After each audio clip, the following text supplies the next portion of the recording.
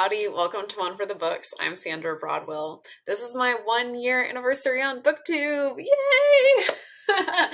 I am so excited to be here. This channel, being a member of the Booktube community, has had such an impact on my life.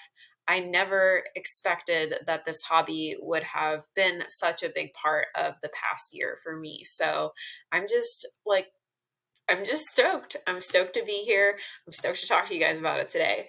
My plan for the video today is to talk about a little bit of my journey over the past year, as well as my channel stats for my first year on YouTube, and also do the Booktube Birthday Tag. So my very first video was uploaded on May 7th, 2022. I'm recording this on the 5th, and as of today, I have 366 subscribers. That's more than one subscriber per day, so that feels pretty good. It's been so fun. I have learned so much about content creation, about video editing, about all kinds of different things over the past year, and it's been really cool. This will be my 43rd video to be posted, so I have posted less than one video per week over my first year on Booktube. In fact, the first several months that I was on YouTube, I only posted every other week, and part of that was because I started out thinking this would be more like a bookish podcast where I would interview people from across the literary spectrum, and I do have 7 interviews on my channel so far. I have 1 nonprofit, 1 librarian, and 5 local authors. That's been super fun and super rewarding. I love networking. I love meeting new people, and I love learning more about like how books come into being and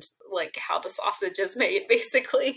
So I love all of that kind of stuff. But what I learned in doing that was that, one, interviews are really hard to schedule. It's hard to make those initial connections with people, especially sometimes with like a cold call or cold email. But people have been so warm and receptive and like super willing to chat with me, which has been super cool. But what I didn't expect is that it's really hard to edit an interview, like way harder than it is to interview just like a one-on-one, me talking to camera type of video, because there's just so much content and like lining up the audio and like making sure that the cuts make sense and that it's a really engaging form of content. It's really difficult to do. And so sometimes, especially when I was like really new, I would spend like over 10 hours editing like a 45-minute interview. And that just didn't seem super sustainable, which is part of why I was only uploading every other week. But 5 out of my first 7 videos on the channel were interviews, and the other 2 that were not, like, instantly performed way better. And so that was like an epiphany moment for me of like, oh, people don't really like to click on interviews of people they've never heard of, or, you know, things that are interesting to me, but possibly not very many other people. So my channel has evolved a lot, and so have my skills, and I see that trajectory just continuing into the future. I still feel like I'm learning new things with every single upload. As far as my channel stats go, I don't want to get too deep into the weeds, but I did want to mention kind of the carrot that YouTube dangles in front of new content creators is monetization. You can't make money on YouTube until you reach their minimum requirements for monetization. And that means you have to have 1,000 subscribers and you have to have 4,000 public watch hours. So I have, like I said, 366 subscribers and 894 public watch hours. So I'm still really far away from that. Monetization isn't like the ultimate goal or anything. I think it's just a threshold that YouTubers have to kind of indicate like how far along the spectrum they are. And some people will reach that really quickly and some people don't. And that's fine. Because it's a metric YouTube's giving me, it's a metric I'm measuring myself against at the moment. One of the things that I find really interesting is just in the last year since I've joined YouTube, they've added a new optional requirement for monetization, and that is, instead of getting 4,000 public watch hours, you could get 10 million views on shorts, and that would also lead to monetization.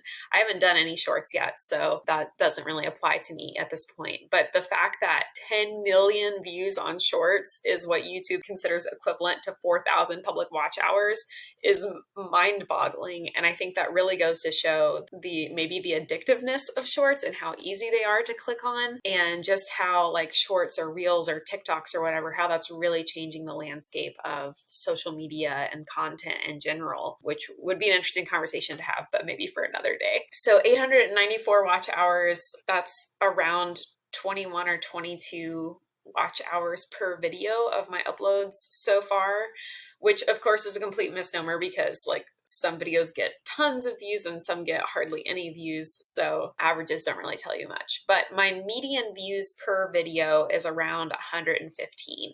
So that's kind of what I can expect when I upload a video, that if it hits that, then it's at least like the median of my channel. So that's all I'll say for the stats, because I don't want to get, like I said, I don't want to get too far into it, but that's kind of where my metrics are after 1 year and 43 video uploads. So now let's get into the Booktube birthday tag. For those of you who don't know, a tag is just a series of questions that someone creates and then they get shared around the internet. So anyone can answer them. This tag has 9 different questions. The first question is, how many years on Booktube are you celebrating? 1. And it's been a great year. Number 2 is, what has kept you motivated to continue making videos? Being a member of this community has motivated me to read so much more. Like if I look at my like reading habits before Booktube and after, it was like a pretty exponential curve until I settled into like my new standard habit. But yeah, anything that gets me to read more can only be a good thing. So I love that for me. It's so much fun for me to think of new content ideas and to read things that I see that other people are excited about reading and be able to have conversations about those things. It also, like, I just feel like a part of the community. So all of those things motivate me to continue to be a member of Booktube. Number 3 is, what are 3 of your favorite videos you've made in the past year and why? Why am I holding this pin? I have so many favorites, and it's hard because like sometimes you put so much time and effort into a video and then it performs really poorly, and then you put like very little time and effort into a video and it like takes off and you're like, what is this? It makes no sense. But one that I really enjoyed making and also performed really well on my channel was my Little Free Library bicycle tour. So this was one I did last fall. It was so fun. I just biked around to 10 different Little Free Libraries. My husband went with me and helped me film it.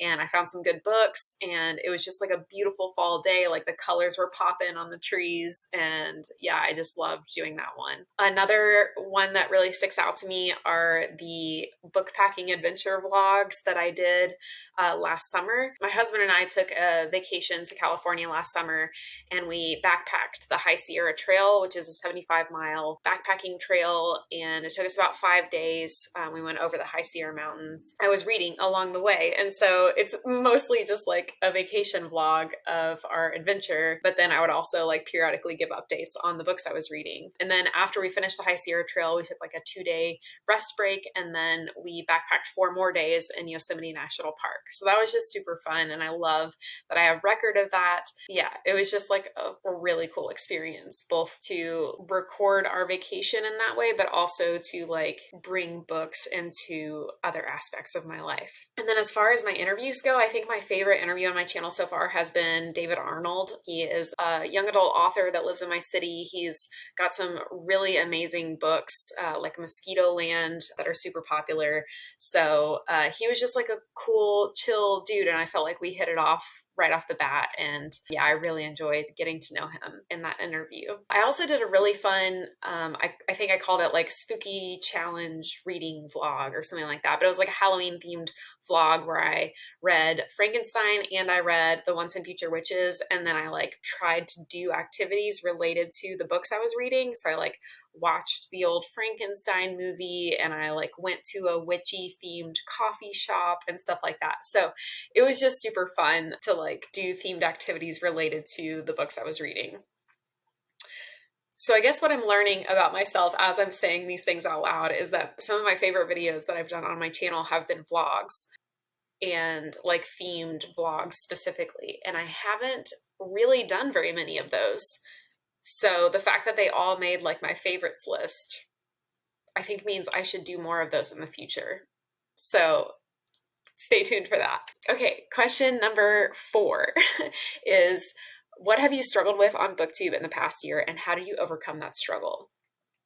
So this is an easy one, the comparison game. You know, looking at other booktubers who started like a year ago or recently, and then they already have 10,000 subscribers or 5,000 subscribers or 3,000 or whatever, you know, when I have like 366, you know, it makes it seem like I must be doing something wrong or people don't like me or something like that. I don't actually think those things, but those thoughts do pop up, you know, like it's hard not to when you're on a platform like this. I have very distinct thoughts about why I think my channel has grown slowly compared to other people, but I'm not here to compare myself to those other people. So I try not to let it bother me, I guess is what I'm trying to say, because I did not join YouTube to be a huge YouTube star. I joined YouTube to talk about the books that I love and meet new people and interact with them about the books that they love. And that's what I'm doing, and it's been super successful. Number 5 is choose one moment from the past year on Booktube that you would love to relive. That's a weird one because I don't think of Booktube in like moments. But one that comes to mind immediately is when one of my videos went viral by my channel standards. My unboxing my new Kindle video went viral. It has like, I think 6,000 views or something like that at this point. So that's thousands more than any of my other videos that I've uploaded. When that was happening, like logging in every day and seeing like new subscribers and like hundreds more views than the day before, of course that was like a big high, you know, of like, oh wow, like my channel's taking off. Of course it wasn't my channel, it was just that video, but it was just so funny because I didn't put very much effort into that video. I was just like, I was getting a new Kindle and I was like, well, I might as well film it for my channel, even though I was going to get this anyway. And yeah, it just took off. So to like put so much effort into other videos and see them perform not that well, and then to put like very little effort into that one and like that's the one that took off is that's just the nature of the beast, I guess. Okay, question number 6 is shout out a huge supporter of your channel. This has to be Novel Idea. Dia is such a sweetheart and has a really nice YouTube channel that's like so comforting to watch.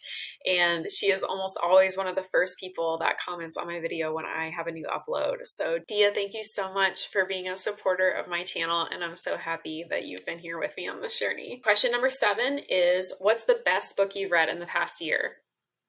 That is way too hard of a question. I didn't even make like a best of 2022 video this past year because I was so conflicted. I had too many favorites. I just couldn't choose. Okay, but one does pop to mind immediately because my sister-in-law was staying with us last week and she was looking for a book recommendation to read while she was here. And so I laid out a ton of them on the table and I was like talking her through like each one, like trying to help her find one that she thought would fit with what she was looking for. And she ended up choosing Exhalation by Ted Chiang, which was absolutely one of my favorite books from last year. And it's a series of science fiction short stories. She was reading it as she was here staying with us, and she was like laughing out loud. And then after she finished each short story, she'd like want to talk to me about it. And it just totally reignited my love for that book. I absolutely adore Exhalation by Ted Chiang. So that has to be the answer to this question. Okay, number 8 is where do you see your channel in a year's time and what do you hope to have achieved? It's so hard to put numbers on it because it's not about the numbers like I've tried to say before. But a great one I think would be to be monetized a year from now, just because, like I said, that's a metric that YouTube dangles in front of new content creators. So that would be great. If I had 1,000 subscribers by this time next year but wasn't monetized, I'd still be very happy with that. And I definitely think that's achievable because if you've been around on my channel, you know that my husband and I are about to embark on a year-long road trip. I'm quitting my job. I'm going to be fun employed. And so I'm going to have a lot more time to be reading and creating YouTube content. So I'm super excited about that. And I hope that the time and effort that I'll be able to put into my YouTube channel over the next year will pay dividends in the engagement that I get. We'll see, but I'm optimistic that that's super doable. And the last question is tag someone whose anniversary is coming up. I've only been here a year, so I don't really know when people's Booktube anniversaries are happening, but I think instead what I want to do is just shout out some other new booktubers that I've found recently. I don't know if these are actually new booktubers. I have no idea how long they've been on YouTube. I didn't go and check, but just two that I have discovered within the last several weeks that I've really been enjoying, and that's Charles and Desmond Z. So I will link their channels below. Please go give them some love. They're really entertaining. That's it for my Booktube birthday tag. I'm so excited to have been on this journey with you all, and thank you so much for being a part of it with me. If this is your first time here, thank you so much for tuning in, and I hope that you'll stick around and see how it goes. Please be sure to like this video if you enjoy this content, and as always, be kind, read books, and hit the subscribe button below for more bookish content to come. I'll see you next time.